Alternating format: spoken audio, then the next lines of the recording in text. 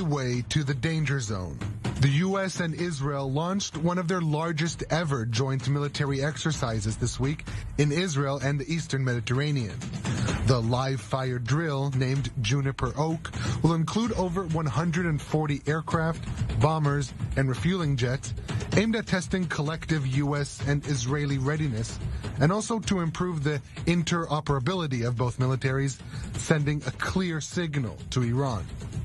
This exercise will include a large-scale live-fire event in which fighter jets will drop dozens of tons of live munitions across southern Israel.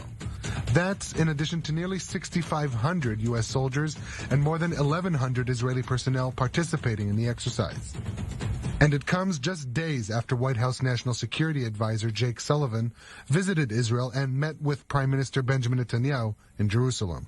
I bring greetings from President Biden, and as you know, his commitment to the state of Israel is bone deep, and America's commitment to Israel is ironclad. And it's a commitment that's rooted in shared history, shared interests, and shared values. But that could soon be put to the test amid concerns in Washington over the makeup of Israel's new government, which includes ministers once considered being on the extreme nationalist fringes of Israeli politics. Last month, U.S. Secretary of State Antony Blinken said Israel's government will be gauged on its policies and procedures rather than individual personalities. But we look forward to working with Israel to advance both the interests and the values that have long been at the heart of our relationship. And yet, this week's exercise comes as tensions between the U.S. and Iran remain high. And with attempts to revive the 2015 nuclear deal dead in the water, the U.S. and Israel are deepening their military cooperation for any threat that may come. I understand you were granted exclusive access to the largest ever joint military exercise between the United States and Israel. Tell us about that. Yeah, this joint week-long exercise dubbed Juniper Oak is unprecedented in its scale and size, and among its target audiences for the messaging is Iran. CNN granted exclusive access to the danger zone on the supercarrier USS George H.W. Bush to see part of the largest ever American and Israeli joint military exercise, covering all aspects of warfare, from the air, on land, to the sea, online, and even in space. The timing is no accident, meant to send a clear signal to Iran and other adversaries in the region that despite the attention on Ukraine and U.S. concerns over the new right-wing Israeli government, the Americans remain deeply aligned and committed to a military partnership with Israel. For the Americans and the Israelis, these types of exercises are a show of force, a show of partnership, and a way for the both of them to show the world that they can walk and chew gum at the same time. Only through a firm commitment to this partnership are we able to plan and organize such an incredibly complex, high-end operation with so many elements across such a large geographic area against all aspects of warfighting, some of which are seen, some of which are not. For the Israelis, the exercise is crucial. They've long opposed a return to the Iranian nuclear deal and have argued that a credible military threat needs to be on the table to deter Iran from fully developing a nuclear weapon. More than 6,400 American personnel joined 1,100 Israelis as part of this exercises that utilize more than 142 aircraft, including these F-18s. And while the Israelis and Americans regularly carry out joint exercises, this one shifted the focus more on the offensive rather than just defensive capabilities. It also came together in just 2 months, incredibly quickly, especially for something of this scale compared to the typical year or so of planning.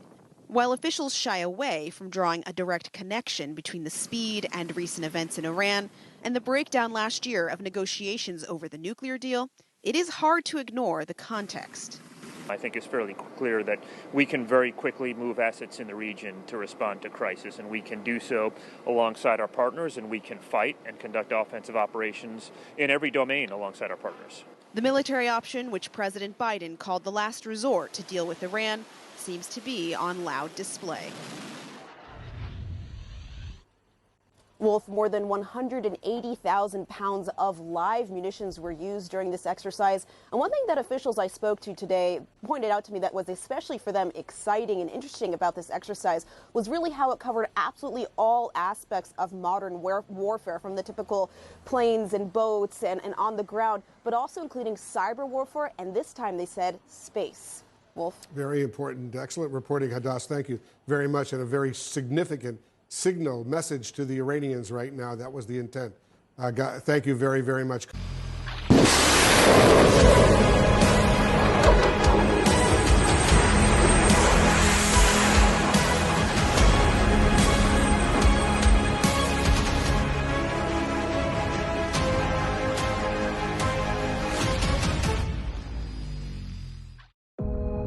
We are participating in a U.S.-Israel bilateral military exercise called Juniper Oak 23.2. Juniper Oak offers opportunities to strengthen integration of land, air, and sea-based systems.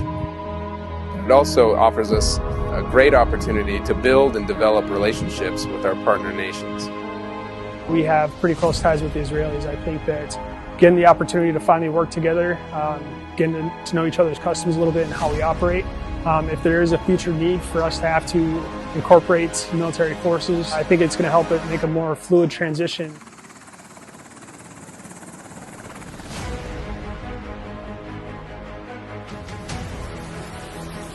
Today, we continue to train, develop capabilities, and work to increase the IDF arenas and the areas of operation in routine and in emergencies. We're working side by side with our Israeli counterparts here and really with other regional partners over the longer term that's going to ensure that we can defend our forces, defend our partner nation forces, and others who are in the coalition. It's really part of integrating Israel into the Centcom AOR and again, building that partnership in depth and breadth.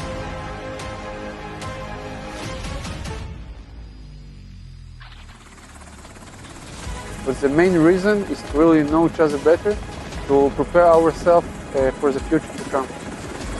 Interoperability between the United States and Israel enhances the overall architecture of integrated defense and to oppose the stabilizing forces in the Middle East. And that collective approach that we take here, it allows us to deter threats. And then over the longer term, we know that this is one of the places where strategic competition happens on a day in and day out basis. The central region is central to strategic competition, whether that's against Russia or against the Chinese. We're here and we're here to stay.